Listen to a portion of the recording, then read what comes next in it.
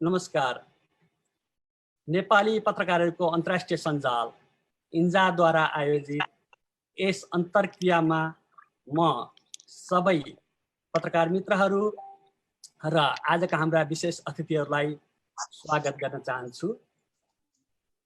नेपाली पत्रकारहरूको अन्तर्राष्ट्रिय सञ्जाल विगत 2 वर्षदेखि अमेरिका र संसारभर क्रियाशील छ।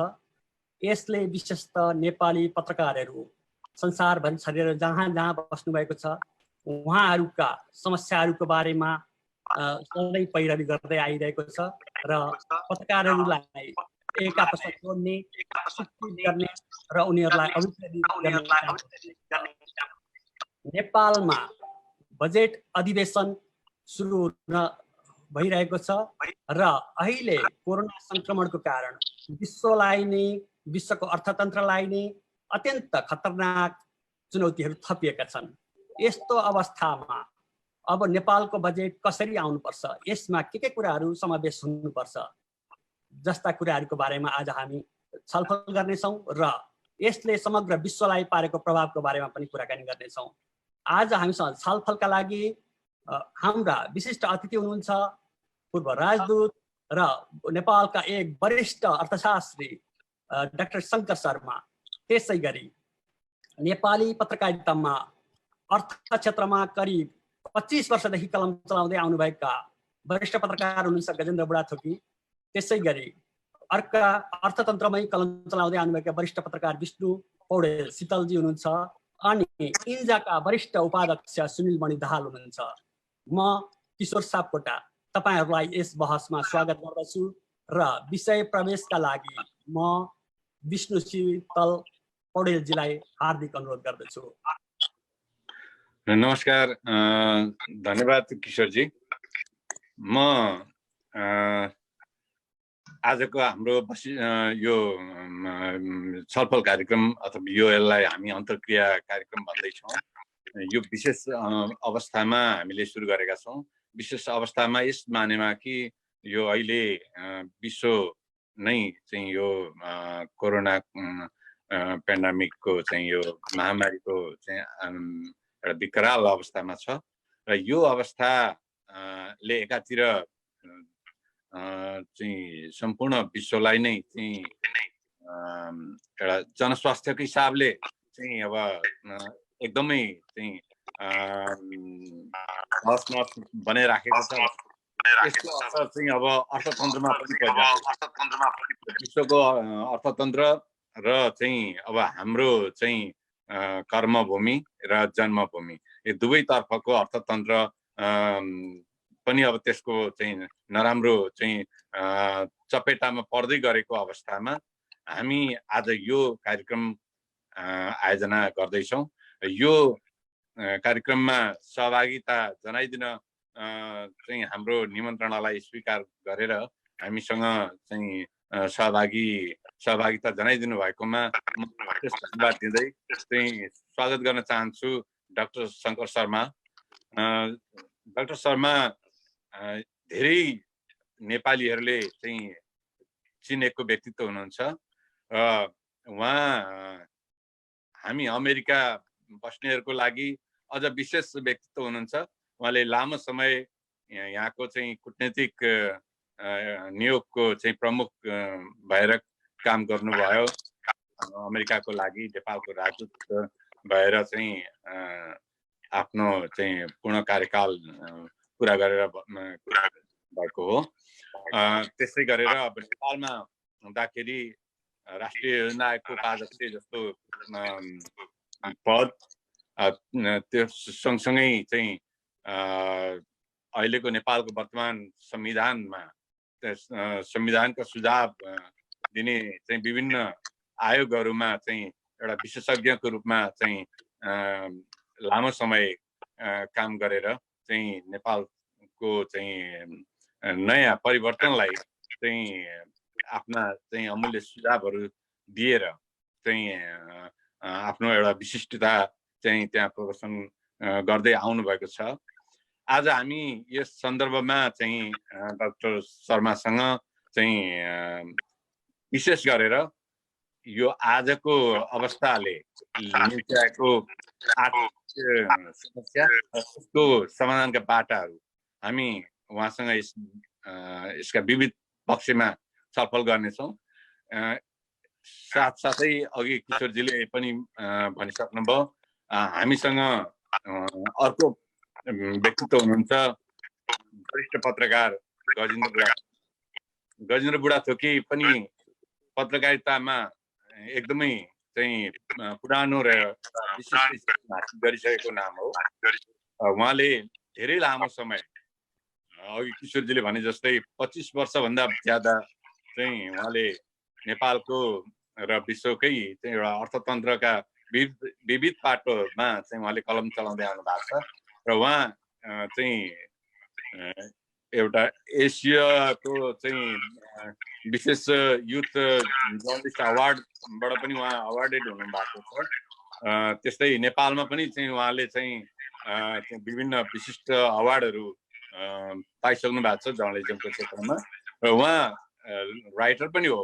उहाँले किताबहरू पनि लेख्नु भएको छ र उहाँसँग पनि हामी अब यी विषयहरूमा चाहिँ हामी छलफल गर्दैछौँ।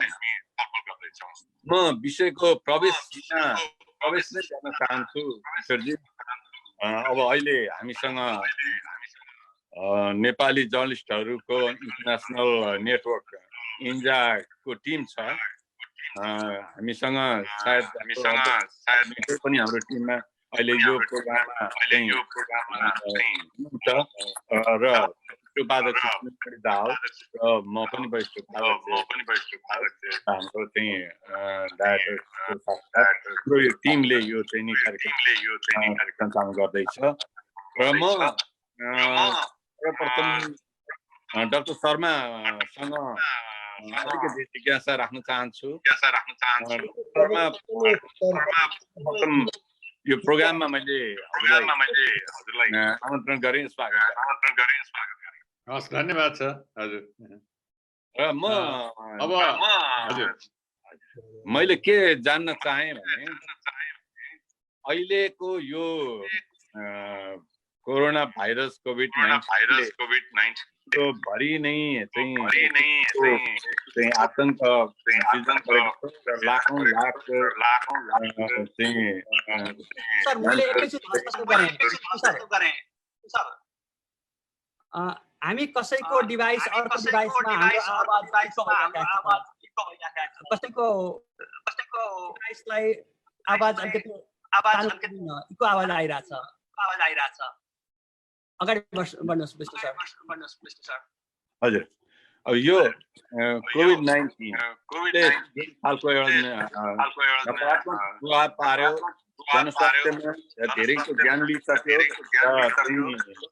त्यसले अब बिस्तारै चाहिँ इकोनोमीलाई पनि, विश्वकै अर्थतन्त्रलाई पनि चाहिँ नराम्रो चाहिँ प्रभाव पार्दैछ। यो म यही सन्दर्भमा कार्यक्रम सुरु गर्दै गर्दा नै यो कोभिड-19 को चपेटामा परेर ज्यान गुमाउनु हुने सम्पूर्ण चाहिँ मृतात्माको चाहिँ शान्तिको कामना गर्दछु र जो अहिले यसबाट पीडित हुनुहुन्छ उहाँहरूको शीघ्र स्वास्थ्य लाभको कामना गर्दछु। र म डाक्टर शर्मासँग मैले अहिले जुन पृष्ठभूमिको कुरा गरेँ, यो यसमा म के जान्न चाहिराखेको छु, केमा छलफल हामी गरौँ भनेर चाहिँ भन्न चाहिराखेको छु भने अब यसपछि चाहिँ विश्व अर्थतन्त्रको ट्रेन्ड, यसको प्रवृत्ति अब कस्तो हुँदैछ, यो चाहिँ अब ढिलो चाँडो यो सेटल होला, अलिकति चाहिँ स्लो होला र चाहिँ समाधान होला, यसको चाहिँ औषधि पत्ता लाग्ला, हामी आशा गरौँ चाँडै समाधान होला। तर यसले जुन अहिलेको विश्वको अर्थतन्त्रलाई प्रभाव पारेको छ, अब यसको चाहिँ ट्रेन्ड कता जाने भयो चाहिँ डाक्टर शर्मा, तपाईँले कस्तो खालको चाहिँ स्टडी गरिरहनु भएको छ? अब विश्वको दिशा कतातिर जाला भन्न अलिकति त्यति सजिलो त छैन अहिले। तैपनि मलाई सरसर्ती लागेको चाहिँ के हो भने अब यति बेर यो अब आउने 1-1.5 वर्ष त हामीलाई यसको कोरोना भाइरससँग सम्बन्धित भ्याक्सिन अथवा औषधि त नलागुन्जेलसम्मलाई त यो सोशल डिस्टेन्सिङको कुराहरू भयो, ट्राभलहरू नगर्ने कुराहरू भयो हैन। यो सबै अहिले हामीले जुन सुरुवात गरिरहेछौँ त्यो कुराहरू कन्टिन्यू होला हैन। यसले गर्दा अर्थतन्त्रमा धेरै ठुलो प्रभाव पनि पर्छ भन्ने हो। अब त्यसपछिका दिनहरूमा पनि मलाई के लाग्छ भने अब यो ग्लोबल क्लाइमेट चेन्जको कारणहरू, यस्ता किसिमका यो भाइरसहरू अथवा चाहिँ पब्लिक हेल्थसँग रिलेटेड कुराहरू जुन कुनै पनि बेला बढेर आउन सक्छ हैन। अब यसले अहिले एउटा अपर्च्युनिटी पनि दिएको छ। के अपर्च्युनिटी दिएको छ भने अध्ययन अनुसन्धानबाट हामीलाई कस्तो किसिमको रिस्क हुन सक्ला ग्लोबली हैन। यो अननोन भाइरसहरू, अननोन पब्लिक हेल्थको थ्रेटहरू हैन, अननोन चिजहरूबाट जुन हामीलाई संसारभर नै कसैलाई पनि केही थाहा छैन हैन। त्यो बारेमा अलि बढी खोजबिन हुने र त्यो त्यही प्रकृतिको रहन सहन, खानपान, व्यवहार, हिँडाइ डुलाइ इत्यादिमा केही परिवर्तन आउँछ कि भन्ने अहिलेको सोच हो। हुन त अब हाम्रो इकोनोमीलाई पनि चेन्ज गर्नलाई त्यति सजिलो छैन। त्यो आउनको लागि अलिकति समय चाहिँ लाग्ला। फेरि यसमा अलिकति सोलिडारिटीको पनि आवश्यकता छ। त्यो सोलिडारिटी भनेको के हो भने अब अहिले केही सोलिडारिटी पनि देखियो यो पब्लिकमा।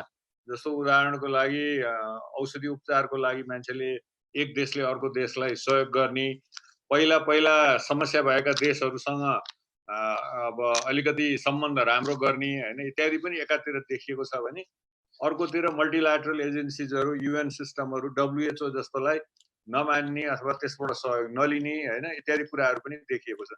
त्यसकारणले यो दुईटै पक्षलाई हामीले हेरेर जाने हो भने पनि जनमत चाहिँ कतातिर हो भने जनमत चाहिँ यो अहिलेको हाम्रो काम गराइ, आर्थिक अवस्था, आर्थिक नीति, आर्थिक क्रियाकलापबाट हामी अलिकति पर जानुपर्छ, फरक हुनुपर्छ, नेचरसँग अलिकति बढी नजदिक हुनुपर्छ भन्ने कुराहरू चाहिँ अहिले व्यापक रूपमा आछ। मलाई लाग्छ त्यो चाहिँ अलि बढी सस्टेनेबल होला कि भन्ने मलाई लाग्छ। म अलिकति अब गजेन्द्र सरसँग जान चाहन्छु। गजेन्द्र बुढाथोकी लामो समयदेखि आर्थिक क्षेत्रमा कलम चलाउँदै आउनुभएको छ र अघि विष्णुजीले भनिसक्नु भएको छ उहाँ नेपालको अर्थतन्त्रको विषयमा निकै पुस्तकहरू पनि लेखिसक्नु भएको छ। कलेजहरूमा अर्थशास्त्रको विषयमा पढाउन जानुहुन्छ र नेपालको एउटा सशक्त पत्रकार हुनुहुन्छ। नेपालको आगामी बजेटका चुनौतीहरू के हुन् भन्ने विषयमा अलिकति चर्चा गरिदिनका लागि म गजेन्द्रजीलाई अनुरोध गर्दछु। धन्यवाद किशोरजी। म चाहिँ डाक्टर साहबको अगाडि चाहिँ म एउटा सानो उहाँको विद्यार्थी मात्रै हो, किनभने हामीलाई माइक्रो इकोनोमिक्स उहाँले पढाउनु भएको थियो अर्थ विषयमा। उहाँको अगाडि चाहिँ बत्ती, त्यो सूर्यको अगाडि बत्ती देखाएको जस्तो होला। तर अब कतिपय कुराहरूमा चाहिँ हामीले पछिल्लो समयमा विश्वव्यापी ट्रेन्डको डाक्टर साहबले अघि कुरा गर्नुभयो, त्यसलाई समातेर जानुपर्छ। मेरो व्यक्तिगत कुरा गर्नुहुन्छ भने किन भन्नुहुन्छ भने अब हामीले जतिखेर डाक्टर साहब नै हुनुहुन्थ्यो, डाक्टर साहबले त्यतिखेर हामीलाई अध्ययन गराउँदाखेरि नेपाल राष्ट्र ब्याङ्कमा हुँदाखेरि को कुरा हामी ब्याकग्राउन्डबाट म जान्छु। एउटा हामीले नेपालमा 1970मा चाहिँ 1982मा चाहिँ नेपाल ठुलो भुक्तानी सन्तुलन सङ्कटमा फस्यो र 85 त्यसलाई उद्धार गर्नको लागि हामीले आइएमएफसँग चाहिँ पहिलोचोटि इसाफ भनेर यो सुधारको लागि भनेर पहिलोचोटि सहयोग लियो। यसबाट विश्व अर्थतन्त्रको एउटा ट्रेन्डसँग जोडिन्छ। यो चाहिँ जोडियो भने विश्वव्यापी सुधार कार्यक्रम 90sमा लागू गरियो भन्दाखेरि हामीले चाहिँ यो विश्व नेपालको मात्रै थिएन, यो चाहिँ विश्वव्यापी ट्रेन्डसँग हामी बाबमा बसेका थियौँ। त्यो बाबमा हेलिँदाखेरिको सकारात्मक नकारात्मक दुई असरहरू हामीले झेल्यौँ। अब हामीलाई यसपटकको सङ्कट भनेको नेपालको मात्रै नभएर यो विश्वव्यापी सङ्कट हो र आइएमएफले के भनिदियो भने 1930s पछाडिको चाहिँ सन् 1930 पछाडिको चाहिँ यो विश्वको सबैभन्दा ठुलो गम्भीर र गहिरो किसिमको आर्थिक महामन्दी हो। यसको ट्रेन्ड चाहिँ विगतका मन्दीहरूभन्दा भरक किसिमको छन्। यसको बहुआयामिक प्रभावहरू पर्छन् भनेर अन्तर्राष्ट्रिय मुद्रा कोष, OECD र अन्य विश्व ब्याङ्क लगायतका विभिन्न अन्तर्राष्ट्रिय संस्थाहरूले भनिदिए। अब हाम्रो बजेट कुरा गर्दाखेरि चाहिँ अब हामी मलाई के लाग्छ भने एउटा आर्थिक पत्रकारको रूपमा मैले विगत 2.5 दशकदेखि नेपाली अर्थतन्त्रलाई नजिकबाट अध्ययन गर्ने मूल्याङ्कन गर्ने हेर्ने मौका पाएको एउटा विद्यार्थीको रूपमा मलाई के लाग्छ भने अब नेपालको बजेट परम्परागत ढाँचाबाट सेवा आयोगले तोकेका प्रश्नहरूको ढाँचामा यो माथिल्लो प्रश्नमा यो उत्तर दिने तल्लो प्रश्नमा यो उत्तर दिने भन्ने परम्परागत ढाँचाको बजेट बनाएर नेपाली अर्थतन्त्रको उद्धार हुन सक्दैन जहाँसम्म मलाई लाग्छ। यो नेपाली बजेट यो हाम्रो अर्थतन्त्रलाई मात्रै नभइकन विश्वव्यापी अर्थतन्त्रलाई नै यो नयाँ किसिमको चुनौती उत्पन्न गरेको छ। यसले खास गरी अब विद्यमान ग्लोबलाइजेसन भन्छ भूमण्डलीकरणको दौरमा अब हाम्रो अर्थतन्त्रलाई कसरी बलियो बनाउने यो विभिन्न खाले चुनौतीहरूबाट अगाडि बढ्नका लागि नेपाली अर्थतन्त्र कसरी सस्टेन गर्ने टिकाउने भन्ने किसिमको बजेट बनाउनु पर्छ भन्ने मलाई लाग्छ। म हिजो भर्खरै मात्रै पनि अन्तर्राष्ट्रिय मुद्रा कोषले भर्खरै जारी गरेको नेपालका इन्डिकेटर्सहरू हेर्दै थिएँ। त्यसले चाहिँ के बतायो भने नेपालको वर्तमान अवस्थामा जुन अहिले यो सङ्कट देखियो सङ्कटको कारणले गर्दाखेरि हाम्रो राजस्व परिचालन दर झन्डै 3% जिडिपीको 3% दरले घट्न सक्छ भन्ने उसले प्रक्षेपण गर्यो। आन्तरिक ऋण परिचालन घट्न सक्छ भनेर प्रक्षेपण गर्यो। उसले भुक्तानी सन्तुलन सङ्कटको अवस्था देखाइदियो। यी विभिन्न सूचकहरू छन्। त्यसले गर्दाखेरि के भन्छ भने अबको परम्परागत ढाँचाबाट बजेट किन पनि जान सक्दैन भन्ने मलाई लाग्छ भने हाम्रा अर्थमन्त्रीहरू चाहिँ विगतदेखि नै जसले जति ठुलो बजेट बनायो उहाँ त्यति नै बढी सफल हुन्छ। उहाँले ठुला बजेट वास्तविक ग्रहण क्षमता भन्दा बजेटको आकार ठुलो बनाउँदै जानुभयो र बजेट चाहिँ कार्यान्वयन हेर्ने अवस्था हेर्दाखेरि चाहिँ 70 देखि 75% भन्दा बजेट चाहिँ कार्यान्वयन भएको देखिएन। त्यसले गर्दाखेरि बजेटको आकार ठुलो बनाउँदाखेरि त्यसलाई परिचालन गर्नका लागि राजस्वको स्रोत पनि ठुलो बनाउने देखियो। महत्त्वाकांक्षी तरिकाले राजस्वका लक्ष्यहरू निर्धारण गर्दै गरेका देखियो। चालु आर्थिक वर्षमा मात्रै मैले हिजोको IMF को तथ्याङ्कलाई राखेर गुणक हिसाबले निकाल्दाखेरि झन्डै 3 खर्ब जतिले सरकारको राजस्व लक्ष्य भन्दा कम उठ्ने देखिएको छ। एकातिर यो अवस्था छ, अर्कोतिर चाहिँ सबैभन्दा खतरनाक पक्ष अघि डाक्टर साहबले पनि भन्नुभएको थियो, अब विश्वव्यापी रूपमै प्रवाह हुने अफिसियल डेभलपमेन्ट असिस्टेन्ट ODA औपचारिक विकास सहयोगमा कटौती हुन सुरु भइसकेको छ। यो चाहिँ विश्वव्यापी संस्थाहरूले खास गरी बहुपक्षीय दात्री संस्थाहरूबाट आउने सहयोग सँगसँगै द्विपक्षीय संस्थाहरूले पनि द्विपक्षीय देशहरू ठुला देशहरूले विकसित देशहरूले प्रवाह गर्ने सहयोग विकास सहयोगमा असर पर्नेछ। त्यसले गर्दाखेरि चाहिँ अब विदेशी सहयोग चाहिँ झन्डै चालु आर्थिक वर्षमा मात्रै हामीले झन्डै 4 खर्ब ऋण र अनुदान गरेर परिचालन गर्छौँ भन्ने लक्ष्य राखेको थियो। मैले अर्थ मन्त्रालयका एकजना वरिष्ठ सहसचिवसँग कुरा गर्दाखेरि उहाँले चाहिँ यो वर्ष 2 खर्ब जति आयो भने हामीले धन्य मान्नुपर्छ भन्दै हुनुहुन्थ्यो। भनेपछि विदेशी सहयोग पनि हाम्रो परिचालन कमजोर हुन्छ आगामी वर्षदेखि। हाम्रो आन्तरिक ऋणको स्रोत इलास्टिसिटी भन्नुहुन्छ डाक्टर साहबले हामीलाई पढाउँदा जहिले पनि भन्नुहुन्थ्यो हाम्रो देशको चाहिँ यो राजस्वको तन्किने क्षमता चाहिँ म्याक्सिमम हामीले तन्काइसक्यौँ, कुन दिन चुडिन्छ भन्नुहुन्थ्यो। अहिले डाक्टर साहबले थप्नु होला। अब किनभने हामीले जिडिपी को म्याक्सिमम हिस्सामा साउथ एसियामा दक्षिण एसियामै सबैभन्दा बढी राजस्व सङ्कलन दर भएको देश हाम्रो हो र पछिल्लो 2 वर्ष यता चाहिँ हामीले सङ्घीयता कार्यान्वयनका नाममा स्थानीय तहबाट पनि जुन तरिकाले राजस्व उठाउन थाल्यौँ त्यसले चाहिँ आम नागरिकहरूमा करको बोझ बढेको छ भन्ने मान्छेहरूको भनाइ छ।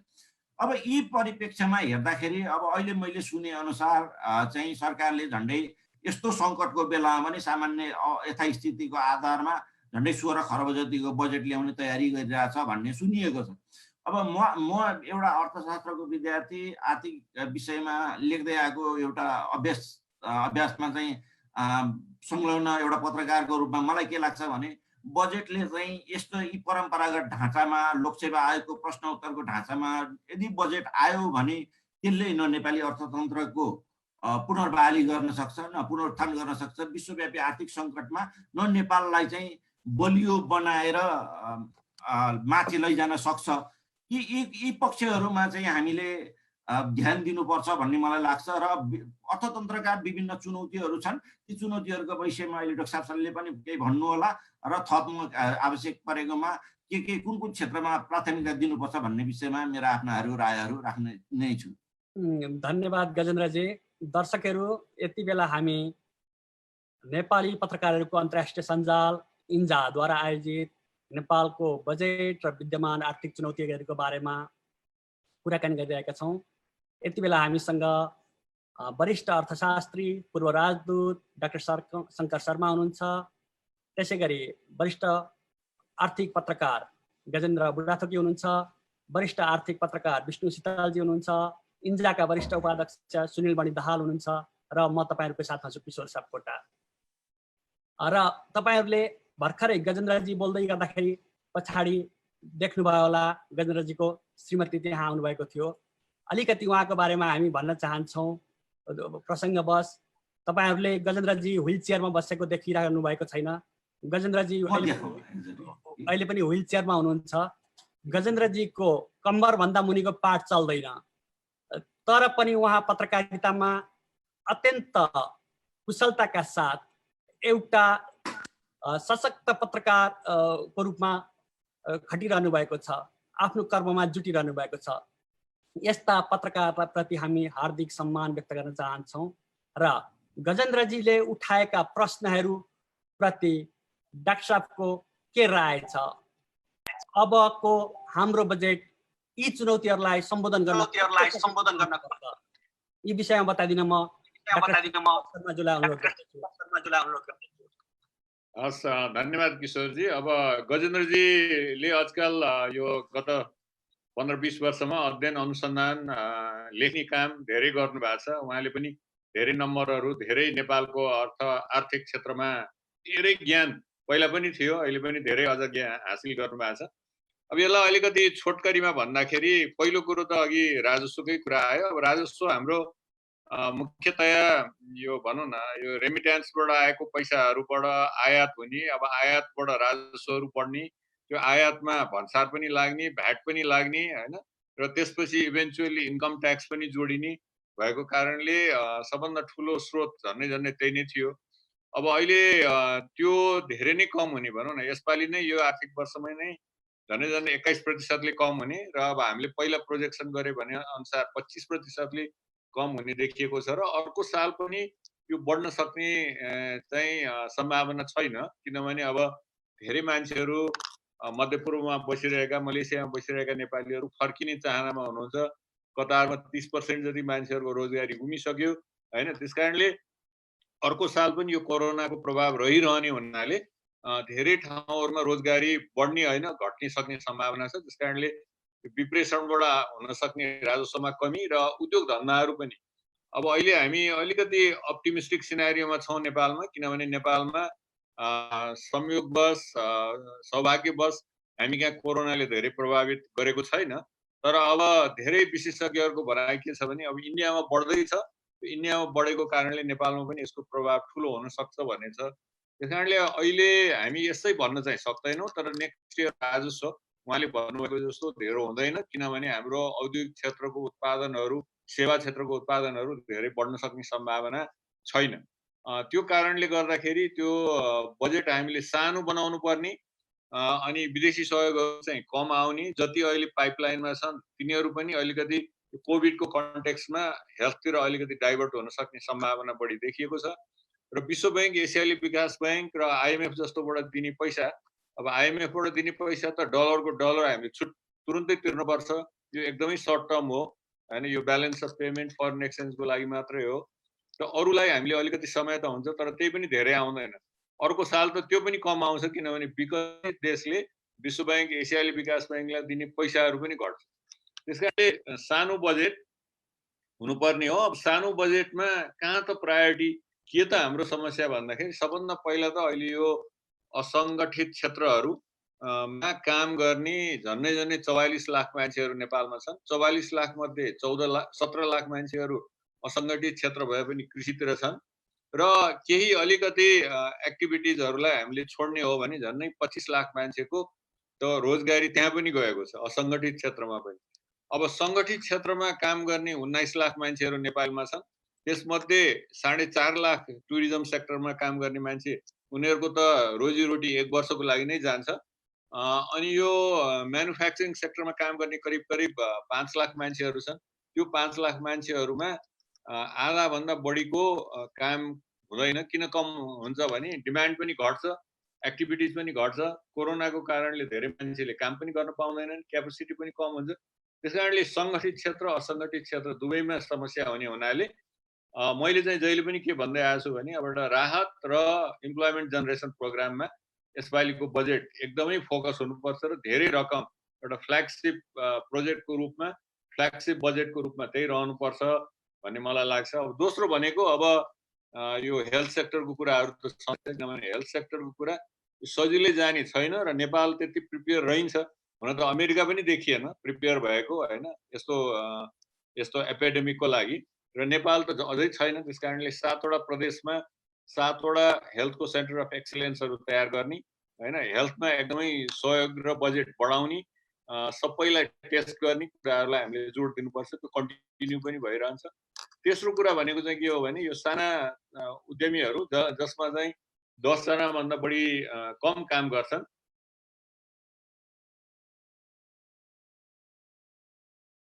तिनीहरू धेरै र मेटेरियल्सहरू नेपालभित्रै हो। ठुला इन्डस्ट्रिजको र मेटेरियल 60 देखि 80% यहाँबाट आउँछ। त्यहाँबाट अलिकति थोरै समस्या हुन्छ, डिमान्ड पनि हुँदैन। सानाहरूलाई हामीले अलिकति हेल्थको प्रोटोकल राखेर चलाउन दिने कुराहरू र कृषिसँग सम्बन्धित अहिले फर्टिलाइजरहरू, बिउ बिजनहरू होइन, अब यो टेक्नोलोजीहरू इत्यादिहरू हामीले समयमै उपलब्ध गराएर, अनि एउटा के छ भने बाहिरबाट फर्केर आएको मान्छेहरूको लागि सुविधा दिनको लागि कन्ट्र्याक्ट फार्मिङको ल त्यति राम्रो हामी कहाँ छैन। त्यसलाई अलिकति स्ट्रङ ल ल्याउने हो भने यी धेरै कुराहरूलाई हामीले यसपालिको प्रायोरिटी अनुसार, हाम्रो चाहिँ अब सब्सिस्टेन्स इकोनोमी हो। बेलायतको जस्तो कुनै पनि क्वार्टरमा हाम्रो 14%ले इकोनोमी खुम्चिने, अथवा अमेरिकाको जस्तो भनौँ खुम्चिने कारण चाहिँ किन हुँदैन भने त्यहाँको जम्मै फर्मल सेक्टर हो।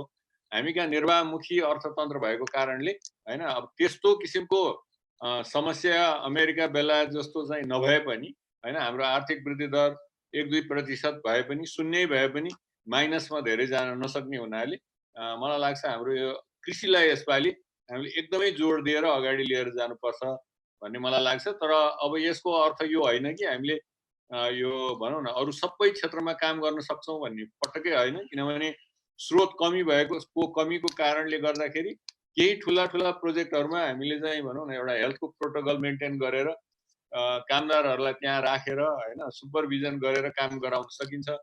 तर धेरै कुराहरू हामीलाई पनि अस्तव्यस्त छ, राम्रो होस् सकेसम्म भन्ने। तर अब हामी तयारी गर्दा, बजेट पनि तयारी गर्दा, हामीले पनि विभिन्न किसिमको एनालिसिस गर्दा वर्स्ट केस सिनारियो पनि आउन सक्छ है भनेर हामी तयारी चाहिँ हुनुपर्छ भन्ने मलाई लाग्छ।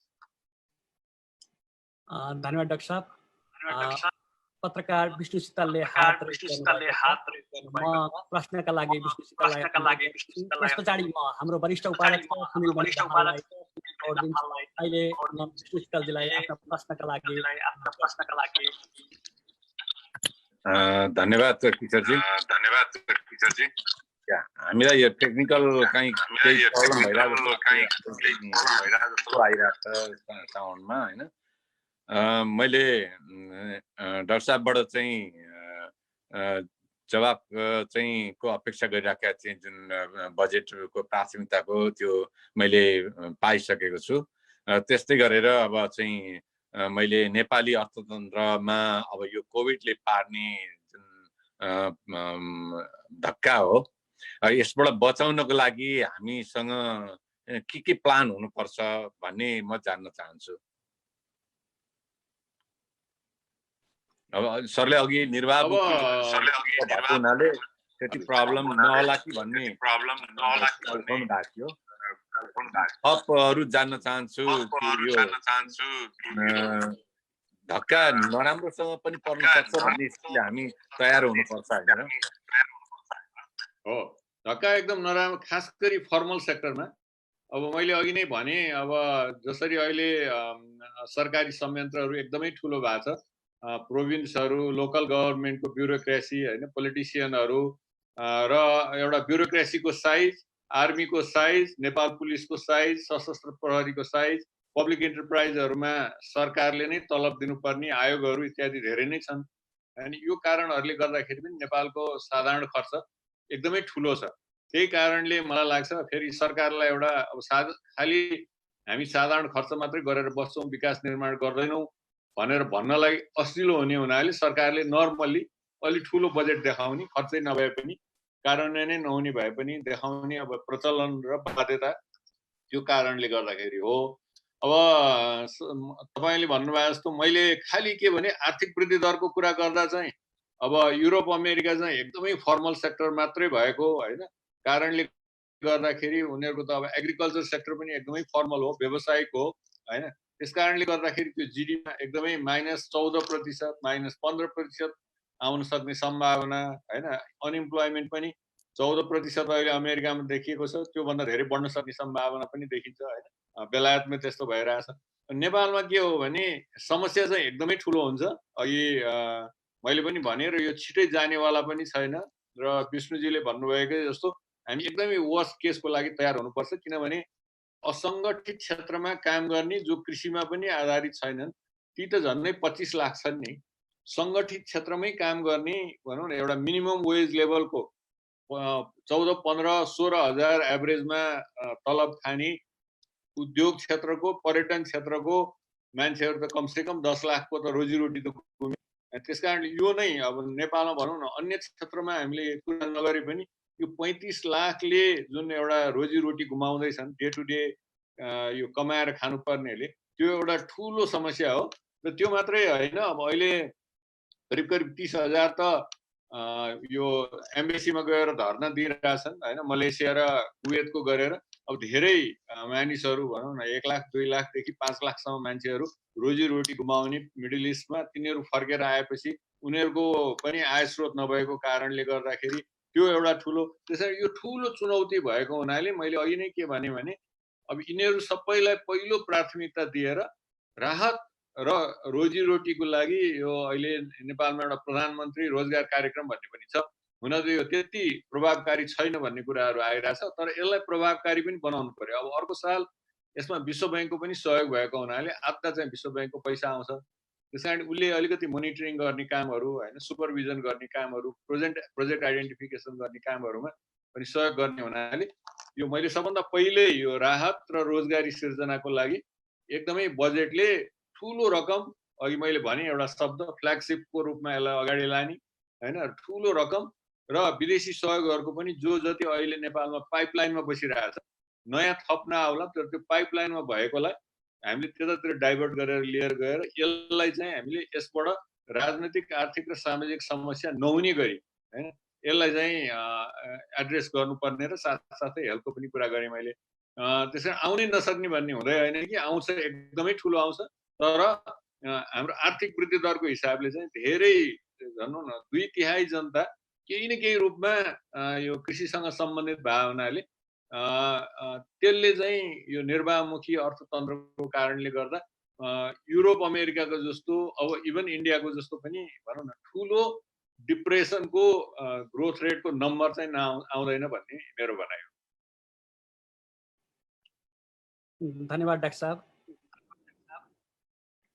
अब हामी हाम्रो संगठन नेपाली पत्रकारहरूको अन्तर्राष्ट्रिय सञ्जाल इन्जाका उपाध्यक्ष सुनिल मणि दाहालजीलाई अलिकति इन्जाको परिचय गराउँदै डाक्टर साहब र गजेन्द्रजीसँग कुनै प्रश्न भए गरिदिनु हुन अनुरोध गर्दछु।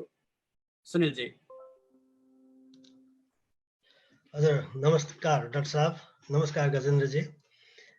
धेरै कुरा प्रश्न भए, जुन चाहिँ मैले सोध्नुपर्ने कुराहरू थिए, धेरै कुरा आइसकेका छन्। त्यसबाहेकका एउटा इम्पोर्टेन्ट कुरा जुन मेरो अलिकति जिज्ञासा लागेको कुरा म बताउनु सोध्न चाहन्छु। भिजिट नेपाल 2020 अब त्यो पनि पज भएको अवस्था छ अहिले। अब कहिले अब नेपालको अर्थतन्त्रको मेरुदण्डकै रूपमा चाहिँ लिइन्छ टुरिज्मलाई। अब टुरिज्मको क्षेत्र हाम्रो जुन योजना थियो नेपालको, त्यो योजना अहिलेलाई स्थगन भएको छ। त्यस्तै गरेर प्रवासमा काम गर्न गएका युवाहरू हैन, उहाँहरू अब उहाँहरू कतिखेर नेपाल फर्किने भन्ने खालको सोचमा हुनुहुन्छ यो कोरोनाको प्रकोपको कारणले गर्दाखेरि। अब यो प्रकोप छिटै सकेला भन्ने पनि छैन, यसको भ्याक्सिनै बनेको छैन अहिलेसम्म। अब टेस्ट भएर कहिलेसम्म भ्याक्सिन बन्ने हो र यो यता अमेरिकामा झन् फैलिँदैछ, विस्तार हुँदैछ। त यो यति छिटै सकिने हल्ला र हामीले ढुक्क भएर चाहिँ काम गर्न पाउँला भन्ने कुनै ग्यारेन्टी पनि छैन अहिले। झन् हाम्रो नेपाली जुन प्रवासमा रहेर काम गर्नुहुन्छ उहाँहरूको लागि चाहिँ ग्यारेन्टी भएन, निकै दोधारको अवस्था छ उहाँहरूको। त उहाँहरू अब नेपालमा अलिकति त्यहाँ शान्त भएपछि छिटोभन्दा छिटो नेपालमा फर्किनुहुन्छ उहाँहरू। त अघि डाक्टर साहबले बताइसक्नु भएको छ कि फर्स्ट भनेकै हामीले चाहिँ कृषि क्षेत्रमा चाहिँ हामीले प्राथमिकताका साथ लगानी गर्नुपर्छ र त्यहाँ चाहिँ रोजगारी सृजना गर्नुपर्छ भन्ने चाहिँ कुरा आइ नै हाल्यो। त टुरिज्मको हकमा र अर्को चाहिँ यो 2-3 वर्षका लागि कन्टिन्जेन्सी प्लान कस्तो हुनु पर्ला, plan A, plan B, plan C, किनभने एकदमै वर्स्ट सिनेरियो अब बेहोर्नु पर्दैछ। अब बिस्तारै बिस्तारै हामीले चाहिँ वर्स्टभन्दा वर्स्ट सिनेरियो चाहिँ कम्तीमा पनि 3 वर्ष त बेहोर्नुपर्छ होला जस्तो लाग्छ है, अनुमान मात्रै। त नेपाल सरकार जुन चाहिँ के अरे प्राय एउटा चाहिँ रेमिटेन्सबाट अर्को टुरिज्मबाट नै निर्भर गर्छ आफ्नो अर्थतन्त्रको लागि हैन। त अवस्था चाहिँ त्यति यताको जस्तो जर्जर छैन डाक्टर साहबले भने जस्तै, किनभने यताको इम्प्याक्ट उता पर्ने हो। तथापि डाक्टर साहबले यो कन्टिन्जेन्सी प्लान चाहिँ कस्तो हुनु पर्ला जस्तो लाग्छ हजुरलाई? अब सबभन्दा पहिला टुरिज्मको कुरा गर्दाखेरि यहाँ चर्चा पनि भइरहेछ काठमाडौँमा अथवा सिंहदरबारभित्र।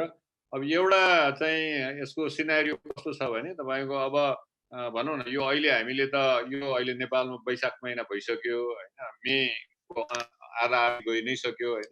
त्यस कारणले अब टुरिज्मको सेक्टर तुरुन्तै खोल्न सक्ने सम्भावना किन छैन भने टुरिस्टहरू आउने भनेकै यही युरोपबाट अमेरिकाबाट होइन, अब चीन भारतबाट हो। त्यता पनि ठुलो रिसेसन डिप्रेसन भइसकेको हुन लागेको होइन, अथवा अझ योभन्दा पनि बढी ठुलो आर्थिक समस्या हुने भएको कारणले र भारतमा यो कोरोना भाइरस बढिरहेको कारणले गर्दाखेरि यो 1 वर्ष हामी टुरिस्टहरू आउन सक्ने सम्भावना देख्दैनौँ होइन, पहिलो कुरो।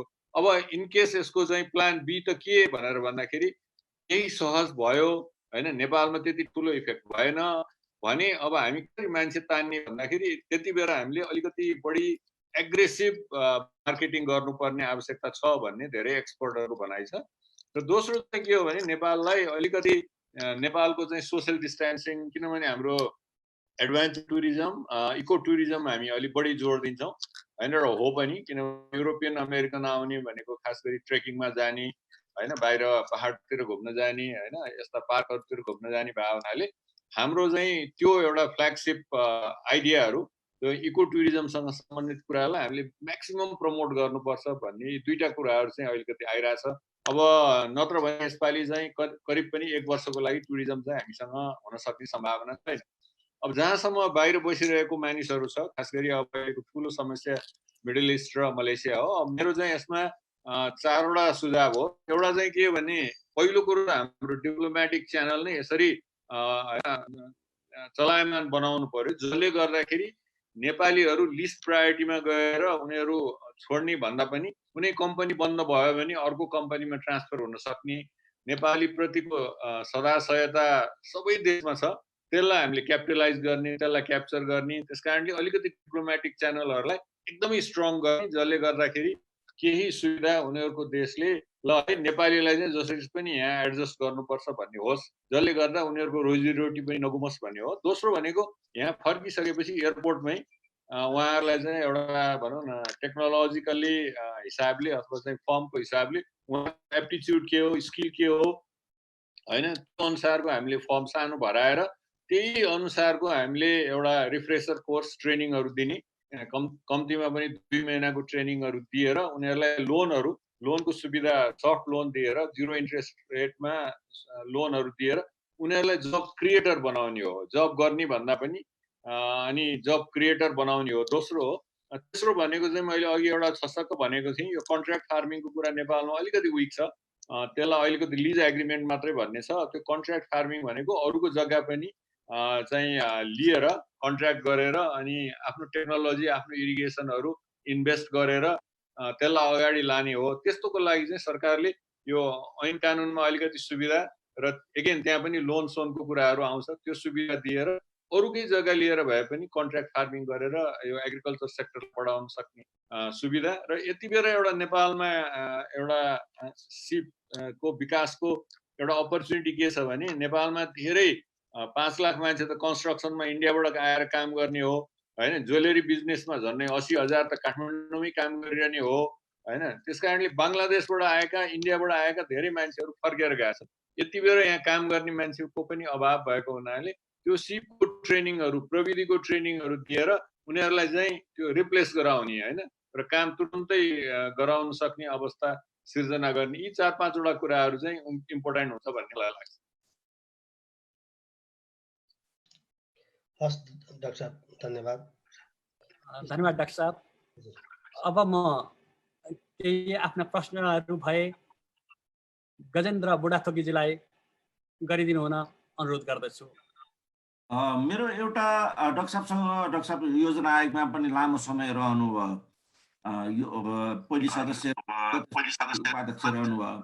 मैले डाक्टर साहबलाई पटक पटक व्यक्तिगत रूपमा आज लाइभमा सबैलाई सुन्ने गरी म आज एउटा डाक्टर साहबको रहस्य बताइदिन्छु। डाक्टर साहबले चाहिँ नेपालमा पहिलोचोटि धेरैलाई कम थाहा छ, हामी आर्थिक पत्रकार सीमित, त्यो पनि उहाँ डाक्टर साहबसँग नजिक भएको मान्छेहरूलाई मात्रै थाहा छ। डाक्टर साहबले चाहिँ नेपालमा जतिखेर द्वन्द्व चलिरहेको थियो, डाक्टर साहबले एउटा चाहिँ के गर्नुभयो भने समुदायमा आधारित विकासको एउटा मोडल, उहाँको आफ्नो मौलिक मोडल हो यो, उहाँले ल्याउनु भएको थियो र त्यसलाई चाहिँ 10th प्लान 10औं योजनाबाट कार्यान्वयन गर्न आरम्भ पनि गरियो। र द्वन्द्व नेपालमा चाहिँ उच्च तहबाट द्वन्द्व अगाडि बढिरहँदाखेरि यो चाहिँ समुदायमा आधारित विकासको योजनाहरू चाहिँ नेपालमा धेरै जसो द्वन्द्वले प्रभावित पारेको देखिएन। त्यसलाई पछि एकजना विदेशी अर्थशास्त्रीले केही लेख्नुभयो आफ्नो थेसिसमा र उहाँले नोबेल पाउनुभयो, तर उहाँको यसको क्रेडिट डाक्टर साहबमाथि जान्छ। अहिले डाक्टर साहबले भन्नुभएको कुरामा म कहाँ जोड्दैछु भने यो अहिले वर्तमान विश्व स्वास्थ्य सङ्कटसँग हाम्रो अर्थतन्त्रलाई डाक्टर साहबले चाहिँ तथ्याङ्कमा जोड्नु भएन, म तथ्याङ्कलाई जोड्दैछु। अहिले नेपाली अर्थतन्त्र चाहिँ झन्डै 45% जति चाहिँ अनौपचारिक अर्थतन्त्रमा डिपेन्डेन्ट छ। यो अध्ययनले नै प्रमाणित गर्यो। 45% चाहिँ हाम्रो अनौपचारिक अर्थतन्त्र छ, 55% मात्रै राष्ट्रिय लेखामा अभिलेखित छ।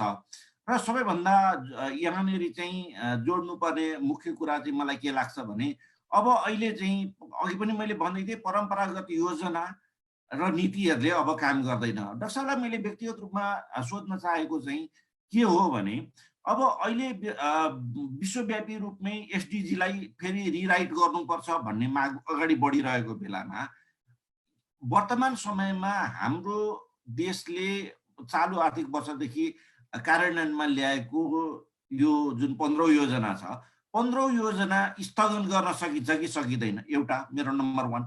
सकिन्छ भने त्यसलाई सकिन्छ भने प्लान होलिडेमा जाने, किनभने प्रदेशहरूले पनि योजना बनाएको छन्। र प्लान होलिडेमा जान सकिँदैन भने नयाँ ढाँचाबाट अब फेरि योजनाहरू, त्यो चाहिँ किनभने हाम्रो योजनाहरू जुन तरिकाले बनेका छन् त्यो केन्द्रमुखी योजना मात्रै बनेको देखियो 15औं योजनाको मूल दस्तावेज पढ्दाखेरि पनि। अब यी योजनाहरूलाई फेरि रिराइट गरेर जानु सक्ने अवस्था कतिको रहन्छ, नम्बर 2। र नम्बर 3 चाहिँ अब यो हजुरले पनि उल्लेख गर्नुभयो, हाम्रो अनौपचारिक अर्थतन्त्रलाई अबको अवस्थामा हजुरको आफ्नै अवधारणा अनुसारको समुदायमा आधारित विकास जुन थियो त्यसलाई चाहिँ नयाँ ढाँचाबाट अब यो सङ्कटकालीन अवस्थाबाट हाम्रो अर्थतन्त्रलाई हजुरले भन्नुभयो जस्तो अर्थतन्त्र नेपाली अर्थतन्त्र ढल्दैन, किनकि अनौपचारिक अर्थतन्त्रले टेकेको छ। त्यसमाथि पनि यो जुन तरिकाको जुन हाम्रो अर्थतन्त्रको जुन सङ्कट छ, यो सङ्कट व्यवस्थापनको लागि हाम्रो अर्थतन्त्रको अब मौलिक मोडल के ल्याउन सकिन्छ कि हजुरको कुनै कन्सेप्ट छन् कि त्यसमा? मेरो हजुरलाई जिज्ञासा।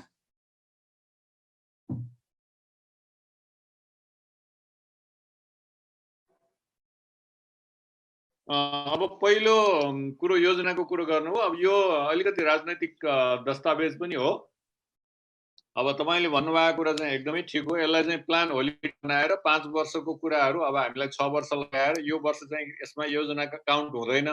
र किन पनि हुँदैन भने मैले अघि नै भने हाम्रो प्रायोरिटीहरू त एकदमै त्यो राहत इम्प्लोइमेन्टमा मात्रै अरू विकास निर्माणमा हुन सक्दैन, हेल्थमा बढी हुन्छ हैन। त्यस कारणले अब त्यो चाहिँ हो, तर यो चाहिँ राजनीतिक प्रश्न भएको हुनाले मलाई राजनीतिज्ञहरू र सरकारमा बस्ने मान्छेहरूलाई सजिलै त्यो कुरा एक्सेप्ट गरेर अगाडि जान किन गाह्रो हुन्छ भने उहाँहरू अब 1-2 वर्षमा गइहाल्नुहुन्छ, पछि जे होला भन्ने कुराहरू हुने हुनाले मलाई लाग्छ नर्मल्ली त्यो कुराहरू एक्सेप्टेबल नहुन सक्छ। तर तपाईँले भन्नुभएको कुरा एकदमै ठिक हो। अब दोस्रो चाहिँ यो कम्युनिटीमा बेस्ड एक्टिभिटिजहरू त्यो बेला एकदमै राम्रो चाहिँ काम पनि गर्यो, तपाईँलाई धन्यवाद पनि छ, मेरो नाम पनि लिइदिनु भयो हैन। तर पछि एउटा के भयो भने यही अहिले भनौँ न प्रदेश 2 कै कुरा गर्दा अहिलेको ठुलो समस्या भनेकै त्यही कम्युनिटीलाई काम दियो हैन, त्यति ठुल्ठुलो कामहरू दियो, तर त्यसलाई चाहिँ अलिकति कमर्सियली ठेकदारहरूले सञ्चालन गरे, राजनीतिकहरूले सञ्चालन गरेर यो अलिकति भयो। त्यो कारणहरूले गर्दाखेरि अहिले यो त्यो स्केल चाहिँ पहिलादेखि बढ्दै बढ्दै बढ्दै गयो। यो चाहिँ अब किनभने सबैलाई सजिलो पनि भयो, तर यसको मिसयुज पनि प्रशस्त भएको छ। अब नेपालको सबैभन्दा ठुलो प्रब्लम भनेको हाम्रो गभर्नेन्सको प्रब्लम हो। त्यो गभर्नेन्सले गर्दाखेरि ठुलो कार्यक्रमहरू चाहिँ हुँदो रहन्छ भन्ने अहिले देखाएको छ। त्यसकारण त्यसको साइजलाई अलिकति सानै राख्ने अनि त्यो साइजलाई सानो राखेर त्यो इन्सेन्टिभ सिस्टम भनिन्छ अब इकोनोमिक उसमा, जसले गर्दाखेरि अलि भनौँ न गरिबीको रेखामुनि भएका मानिसहरू, अब जस्तो ज्यालाको कुरा गरौँ न हैन, अथवा ठेक्काको कुरा गर्दाखेरि एकजनाको लागि 1000 रुपियाँ ज्याला पर्ने भयो भने सबैले त्यहाँ चोरी पनि गर्न खोज्छ, ठग्न पनि खोज्छ, ठेकदार पनि इन्भल्भ हुन सक्छ हैन। अब कमसेकम 400-500 को हामीले हिसाब गरेर लिएर गयौँ भने त्यति बेला चाहिँ के भने जो निडी हो, जसलाई आवश्यक छ, ऊ मात्रै संलग्न हुन सक्छ कम्युनिटीमा। त्यसकारण त्यसलाई अलिकति ब्यालेन्स गरेर अब टार्गेट गर्ने कुराहरू त छँदैछ, त्यो ब्यालेन्स गरेर अगाडि लिएर जाने र अनुगमनको कुराहरू गर्ने हो भने त्यो अझै पनि हामी कहाँ प्रभावकारी हुन्छ। कारण के हो भने त्यो असङ्गठित क्षेत्र ठुलो छ, अनौपचारिक क्षेत्र ठुलो भएको कारणले त्यो हुन्छ। अब औपचारिक क्षेत्र ठुलो भएपछि त अनि हामीले आउटसोर्सिङ भन्न थालिहाल्छौँ, जुन चाहिँ अब वेस्टर्न मोडलहरू पनि हो, त्यसले पनि काम चाहिँ गर्छ। तर यो ठुलो साइज चाहिँ अलि त्यति प्र्याक्टिकल हुँदो रहन्छ कम्युनिटी बेस भन्ने कुराहरू चाहिँ देखिन्छ। र अब अहिलेको कन्टेक्स्टमा त हामीले अलिकति संसारभर नै चलेको पनि कुराहरू हो। अब अलिकति कृषिमा र अरू आफ्नो उद्योग धन्दाहरूमा चाहिँ सेल्फ सस्टेन हुन सक्ने केही लेभलसम्म हामीले पुर्याउनु पर्छ। तेलकै कुरा गर्दा पनि तेलको भण्डारण त चाहियो नि, अमेरिकाले पनि गरेछ, अरूले पनि गरेछ, हामीले पनि त गर्नु पर्यो नि हैन। त्यो रिस्क मिनिमाइज त हुन्छ नि। त्यसकारण यस्ता कुराहरू चाहिँ अलिकति इम्पोर्टेन्ट हुँदै चाहिँ आछ। धन्यवाद डाक्टर साहब। हजुर, यो चाहिँ म अलिकति पर्सनल टाइपको क्वेसन हो। अहिलेसम्म आइरहेका बजेटको प्याटर्नसँग तपाईँ कति सहमत हुनुहुन्छ? अब यस्तो हो, हुन त हामी पनि त्यो बजेट बनाउने ठाउँमा धेरै इन्भल्भ भएँ। अझ म त झनै अघि गजेन्द्रजीले पनि भन्नुभयो धेरै नै इन्भल्भ भएँ। यसको केही बाध्यता चाहिँ छन्। केही बाध्यता भनेको के हो भने अब विकास निर्माणको खर्च ठुलो देखाउनु पर्ने, कामै नभए पनि हैन। अब अहिले पुँजीगत खर्च गत 5 वर्षको हेर्ने हो भने सालाखाला 73% हो। अब यसपालि त त्यो पनि हामी एचिभ हुँदैनौँ हैन। अनि साधारण खर्चहरू धेरै बढेर गयो हैन। यो बढ्न नहुने हो, कर्मचारीहरू धेरै केन्द्रमा राख्न नहुने हो हैन। हामीले चाहिँ यो आयोगहरू इत्यादिहरू धेरैमा खर्च गर्न नहुने हो। त्यो चाहिँ एकपछि अर्को गर्दै गल्तीहरू भइरहेछ। त्यसलाई हामीले एकचोटि सुधार गर्नुपर्ने आवश्यकता छ र साधारण खर्चलाई हामीले ड्रास्टिकली घटाउनु पर्ने र जे कुरा निजी क्षेत्रले गर्न सक्छ त्यो कुराहरू आउटसोर्सिङ गरेर पनि हामी गर्न सक्छौँ आवश्यकता परेमा भन्ने कुराहरू त्यो चाहिँ सबैको मनसाय हुनु पर्यो। विकास निर्माणको कुराहरू गर्दा सबभन्दा ठुलो प्रब्लम नै के हो भने हाम्रो कार्यान्वयनको क्षमता भएको हो हैन। त्यसैले हामी कहाँ धेरै प्रोजेक्टहरू हुने, काम कतै नहुने हैन। त्यो एउटा चाहिँ ठुलो प्रब्लम छ। र प्राथमिकतामा पनि हाम्रो के भने कृषि भनेर भन्छौँ, तर अहिले कृषिको चाहिँ सबै बजेट हेऱ्यौँ भने जम्मै तलब भत्तामा गएको देखिन्छ, घटेको देखिन्छ हैन। त्यसकारण यो कुराहरू हामीले यो विभिन्न समयमा हुँदै यस्तो ट्रेन्ड देखिएको, यसलाई चाहिँ परिवर्तन गर्नुपर्छ। र एउटा हामी बजेटमा भन्छौँ नि जिरो बेस्ड बजेट भन्छौँ, त्यहाँबाट एउटा सुरुवात नै एउटा प्लेन पेपरबाट गर्नुपर्ने बेला चाहिँ भइ नै सकेको छ। धन्यवाद डाक्टर साहब। सजनजीले हात उठाए जस्तो देखेँ मैले।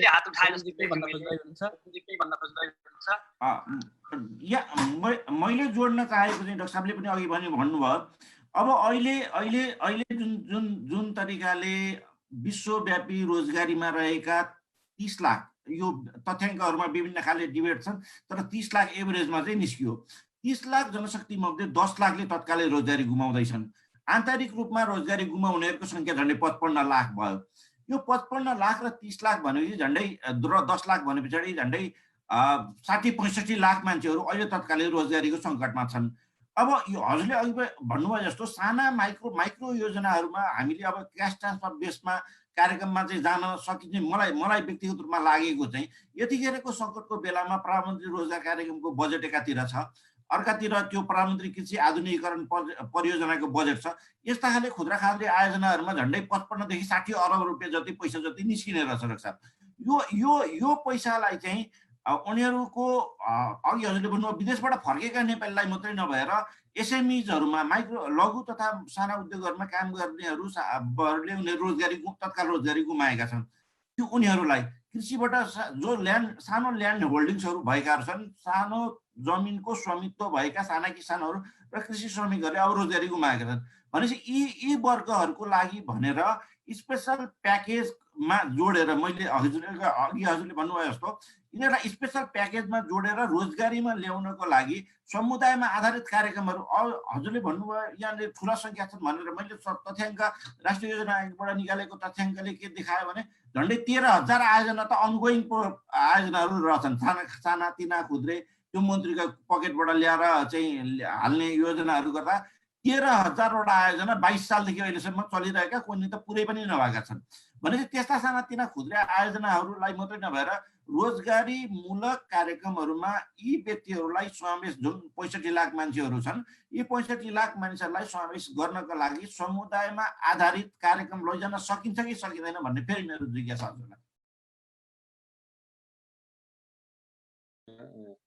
सकिन्छ। खालि एउटा अहिलेको समस्या मलाई लाग्यो के हो भने अब यो भनौँ न 13,000 त तिनीहरू भए, 20, 22, 25,000 प्रोजेक्टहरू छन्, सबै गर्ने कि नगर्ने भन्ने हो। र अहिले चाहिँ के भने के गर्नु पर्यो भने स्थानीय तहले आइडेन्टिफाई गर्नु पर्यो यो प्रोजेक्ट गर्ने भनेर। अनि त्यो प्रोजेक्टहरूमा प्रधानमन्त्री रोजगार कार्यक्रमहरू पनि कम्युनिटीको पनि त्यहाँ पनि हामीले धेरै गऱ्यौँ पहिला जस्तै होइन। आधा किलोमिटर बाटो एउटा ग्रुपलाई मेरो 10 जनाले काम गर, हामी यति पैसा दिन्छौँ भन्ने हिसाबले त्यसरी चाहिँ गर्न सकिन्छ। तर नेपालमा एउटा ठुलो समस्या के छ भने अब त्यसरी दिँदाखेरि अलि राजनीतिकरण हुने होइन। अब यसलाई हामीले चाहिँ यो त्यस्तो प्रभावहरू चाहिँ रोक्नुपर्छ। त्यस कारणले मोनिटरिङको कुराहरू, अनुगमनको कुराहरू अथवा अल पार्टी अथवा सिभिल सोसाइटीको ग्रुपहरू गर्ने होइन। विदेशी दात्री संस्थाहरू पनि त्यस्तोको लागि चाहिँ सहयोग गर्न एकदमै तयार छन् होइन। अहिलेको चाहिँ प्रायोरिटी नै त्यही हो। सबैभन्दा ठुलो सबैले देखाएको समस्या भनेको यो कार्यान्वयन पक्षमा हामी कसरी सुदृढ गर्ने भन्ने कुराहरू छ। तर त्यो एकदमै जायज होइन। इम्प्लोइमेन्टको कुराहरू गर्दाखेरि चाहे त्यो आधा किलोमिटर बाटोलाई हामी 5 जनालाई जिम्मा दिउँ अथवा भनौँ न त्यहाँ चाहिँ रोजगारी दिउँ, त कम्युनिटीलाई दिएर अलिकति अनुमान गर्न सक्यो भने चाहिँ अझ बढी प्रोडक्टिभ हुन्छ भन्ने मलाई लाग्छ। धन्यवाद डाक्टर साहब। अब हामी धेरै लामो समय लिने छैनौँ, लगभग हामी अन्तिममा छौँ र विष्णुजीले हात उठाउनु भएको छ। म विष्णुजीलाई टाइम दिन्छु र त्यस पछाडि म अलिकति छोटो इन्जाको परिचय दिनेछु र डाक्टर साहबलाई अन्तिम प्रश्नहरूका लागि अनुरोध गर्नेछु। अब म विष्णुजीलाई अनुरोध गर्दछु। धन्यवाद किशोरजी। यहाँ कुराहरू त धेरै आइसके। अब अहिले हामी बजेटकै सेरोफेरोमा छौँ। बजेटमा अघि जुन सङ्ख्यामा चाहिँ बाहिरबाट ठुलो सङ्ख्या फर्किँदैछ, 10 लाखको हाराहारीमा चाहिँ अनुमान गरिँदैछ। अब अझ 15 लाखको हाराहारीको कुरा आयो। त्यति चाहिँ सङ्ख्या चाहिँ भित्र आउँदैछ, स्वदेश फर्किँदैछ। त्यसलाई हामीले उनीहरूको लागि रोजगारका क्षेत्रहरू के हुन सक्छन् भन्ने बारेमा त हामीले एकछिन चर्चा गऱ्यौँ। तर अर्को पक्ष चाहिँ जुन छ रेमिट्यान्स पनि हाम्रो चाहिँ प्रमुख स्रोत बन्दै आएको छ विगत चाहिँ 1 दशक यता। अब यो त आधा भन्दा बढी त त्यो रेमिटेन्सबाट आउने जुन स्रोत हो त्यो त कटौती हुने भयो। अब त्यसको विकल्प के हुन सक्छ त? अब हामीसँग स्रोत कहाँबाट जुटाउन सकिन्छ? यो चाहिँ विप्रेषणको जुन अब घाटा हुँदैछ भनौँ न, चाहिँ विप्रेषण जुन अब आधा कटौती हुँदैछ, त्यसको सट्टा अब हामीसँग अर्को के स्रोत हुन सक्छ आम्दानीको बजेटको? म डाक्टर साहबसँग यो कुरा जान्न चाहन्छु र चाहिँ गजेन्द्रजीले पनि आफ्नो चाहिँ विचार राख्न सक्नुहुनेछ। डाक्टर साहबसँग मैले जान्न चाहन्छु।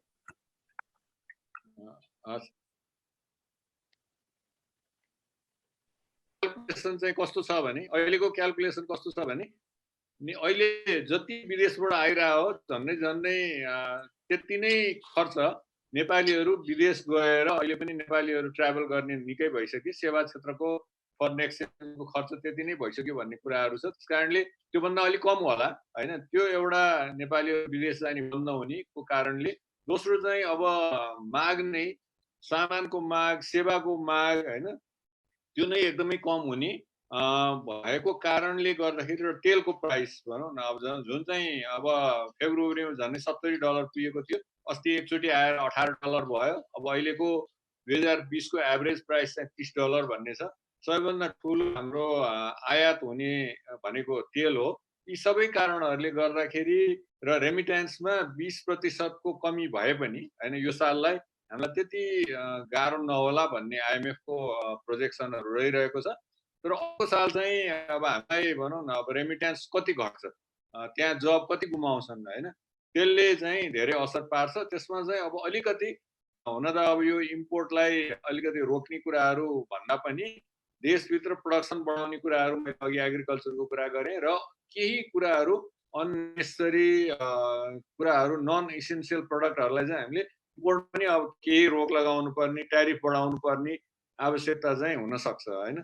त्यो कारणहरूले गर्दाखेरि चाहिँ तुरुन्तै फरेन एक्सचेन्जको चाहिँ त्यति प्रब्लम होला जस्तो मलाई लाग्दैन होइन। तर अर्को साल हामी भन्न सक्दैनौँ होइन के हुन्छ, यो कोरोना भाइरसले कस्तो चाहिँ रूप लिन्छ भन्न सकिँदैन। तर सरकारको, नेपालको पनि हो, इन्डियाको पनि हो। अब इन्डियामा अहिले निकै बढ्दैछ, तर इन्डियाले पनि अब अहिले स्ट्राटेजी चेन्ज गरेर इकोनोमीलाई अलिक ओपन गरेको देखिन्छ। अब यो चाहिँ अलिकति ट्रेड अफ पनि हो। धेरै जति अब अर्थशास्त्रीहरू, सरकारमा बस्ने मान्छेहरूले खोलौँ, लकडाउन खोलौँ, आर्थिक क्रियाकलाप बढोस् भन्ने चाहन्छन्। अब यो कसरी जान्छ हेर्न त बाँकी नै छ। तर अलिकति क्रियाकलापहरू पनि, तर ट्राभल नहुने भयो भने पनि त्यसले अलिकति सहयोग चाहिँ गर्छ।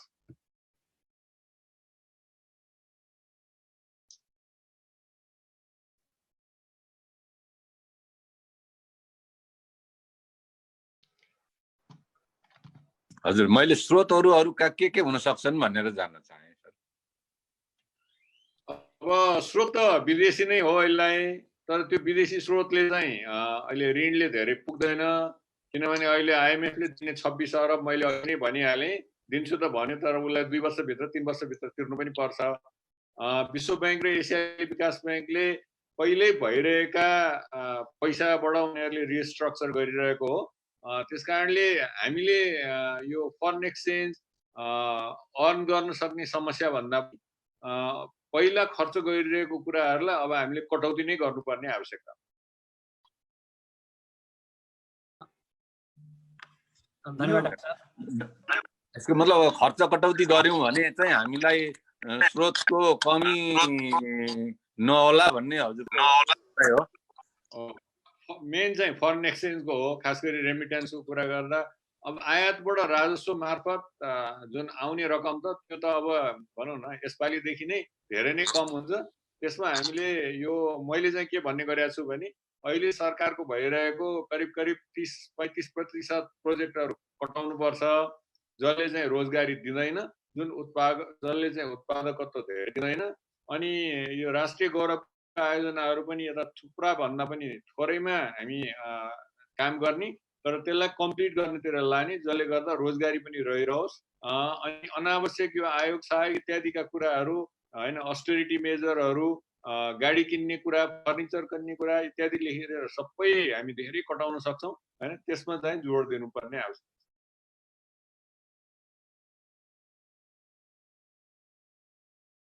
किशोरजी तपाईँ म्युटमा हुनुहुन्छ। किशोरजी अनम्युट गर्नु। धन्यवाद डाक्टर साहब। धन्यवाद डाक्टर साहब। अब म अलिकति धेरै व्याख्या नगरिकन इन्जा के हो भन्ने बारेमा तपाईहरुलाई एउटा छोटो स्लाइड देखाउन चाहन्छु। त्यस पछाडि हाम्रा केही प्रश्नहरू मात्र लिनेछौँ र हामी कार्यक्रमलाई अन्तिम गर्नेछौँ। म मेरो स्क्रिनलाई एकचोटि शेयर गर्न चाहन्छु।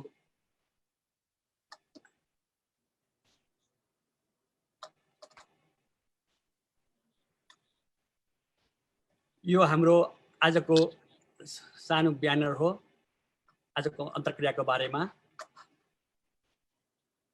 INJA is encouraging ethical journalism and fact-based reporting to tell all sides of the story and to show respect and humanity. INJA's mission to connect, to educate, to inspire. Our vision. INJA is a global network of Nepali origin journalists that drives innovation from the ground up to enhance journalism, resulting in meaningful and measurable change and to promote for the public benefit high ethical standards in journalism based on principles of truth and accuracy, independence, fairness, and impartiality, humanity, and accountability by the provision of education, training, and networking of journalists, and the publication of useful research materials. इन्जाले कहाँ कहाँ काम गरिरहेछ भनेर अलिकति यहाँ हामी देखाएका छौँ। इन्जाको सेक्रेटरिएट अमेरिकामा रहेको छ, इन्जा युरोप छ, इन्जा एसिया छ, इन्जा अस्ट्रेलिया छ र इन्जा अफ्रिका छ र यी रिजनल कमिटीहरूको अन्डरमा अरु नेशनल कमिटीहरू पनि क्रियाशील छन्। हामी यो कसरी काम गर्छौं भन्ने सानो यो फिगर मात्रै हो, म यसको बारेमा धेरै व्याख्या गर्दिन। Our priorities: community media and untapped voices, ethical journalism, global networking, media freedom, media pluralism, and inclusive newsroom, media diplomacy. यो हाम्रो इन्जाको प्रोग्राम हुँदाको एउटा सानो फोटो हो र तपाईहरुले हामीलाई सोशल मिडियामा यहाँ देख्न सक्नुहुन्छ। अब म नियमित प्रश्नहरुमा फर्किन्छु। अब म डाक्टर साहबलाई एउटा प्रश्न गर्न चाहन्छु। डाक्टर साहब अमेरिकामा नेपाली राजदूतको रूपमा काम गर्नुभयो, अमेरिकामा डाक्टर साहब पीएचडी गर्नुभएको हो र अहिले अमेरिकामा लगभग 5 लाख नेपालीहरू काम गरिरहेका छन्। कति नागरिक हुनुहुन्छ या त कति ग्रीन कार्डमा हुनुहुन्छ। अहिले आजको मात्रै तथ्याङ्कलाई हेर्ने हो भने अप्रिल महिनामा अमेरिकाको बेरोजगारी बढेर 14.7% पुगेको छ। यसले अब नेपालीहरूलाई पर्न सक्ने चुनौती के हुन् र अमेरिकी अर्थतन्त्रलाई यसले कस्तो असर गर्ला भन्ने विषयमा डाक्टर साहबका धारणाहरू जान्न चाहन्छु। अब हुन त यो बारेमा म भन्दा तपाईहरु नै बढी ज्ञाता हुनुहुन्छ, किनभने तपाईहरु एभ्रीडे यसको भुक्तभोगी हुनुहुन्छ। तर अब सबभन्दा ठुलो कुरो के हो भने अब पहिलो कुरो त अब अलिकति धैर्यता त चाहिने नै भयो हैन। अनि अब फेरि अमेरिकामा काम नगरी कोही बाँच्नै सक्दैन, हिँड्नै सक्दैन। तर खाली के हो भने यसले अलिकति पहिला भन्दा परिवर्तन, अहिले 1930 को कुराहरू पनि आयो। परिवर्तन के भएको छ भने त्यो बेलामा 3-4 वर्ष त्यो डिकेड नै एकदमै रिसेसन भयो, कामको अभाव भयो, डिप्रेसन भयो। तर अब यो चाहिँ यो महामारी धेरैसम्म रहँदैन, सकेसम्म छिट्टै एउटा भनौँ न औषधि नै आउला हैन, अर्को चाहिँ भ्याक्सिन आउला। त्यसले गर्दाखेरि आफ्नो हेल्थमा चाहिँ कुनै किसिमको कम्प्रोमाइज नगर्ने हैन, सबै प्रोटोकलहरू पालना गर्ने र कम्युनिटीको सहयोग, एकले अर्कालाई अब त्यहाँ गरिरहेको पनि हामीले देखिरहेछौँ। कम्युनिटीको सहयोग चाहिँ निरन्तरता हुने र अब भनौँ न धेरै नै समस्या भयो भने अब हुन त नेपाल सरकारले कति सहयोग गर्न सक्ला हैन, यो तपाईहरुलाई बढी थाहा छ हामीलाई भन्दा पनि हैन। त्यसको लिमिटेसन आफ्नै ठाउँमा छ। त्यसकारण त्यहाँ भित्रको आफ्नै कम्युनिटीबाट अलिकति सहयोग, सद्भाव चाहिँ रहिरहोस्, धैर्यता रहोस् होइन र आफ्नो परिवारको हेल्थको चाहिँ एकदम फर्स्ट प्रायोरिटी दिएर अगाडि जाने कुराहरू हो। अब इकोनोमी त मलाई के लाग्छ भने अहिले विभिन्न किसिमको दुईटा स्कुल अफ थट भइरहेछ के अरे अमेरिकाभित्रै, तर यो चाँडै सकिन्छ भन्ने हाम्रो सबैको आशा छ, किनभने औषधिको कारणले, भ्याक्सिनको कारणले। अब यो बिलियन्स अफ डलर यसको अनुसन्धानमा औषधिहरू पनि नेपालमा मैले आजै मात्र पढिरहेको थिएँ, 4 किसिमको औषधिहरू जुन चाहिँ अहिले विश्वमा अहिले प्रचलनमा आइरहेछ त्यो टेस्ट गर्न नेपाललाई पनि दिने भन्ने कुराहरू भइरहेछ। एनिवे अब योभन्दा अर्को अप्सन त छैन जस्तो मलाई लाग्छ। धन्यवाद। लगभग हामी अन्तिममा छौँ। कोही साथीहरूलाई कुनै प्रश्न छ भने एकचोटि हात उठाउनुहोस्। गजेन्द्रजी, म गजेन्द्रजीलाई माग दिन्छु। प्रश्न भन्दा पनि मलाई एउटा अर्थतन्त्रको फलोअप्सको रूपमा मेरो डर चाहिँ अघि डाक्टर साहबले त धेरै प्रभाव त पर्दैन भन्नुभयो, तर हामी पछिल्लो दशकमा चाहिँ रेमिटेन्समाथि अत्याधिक निर्भर भयौँ।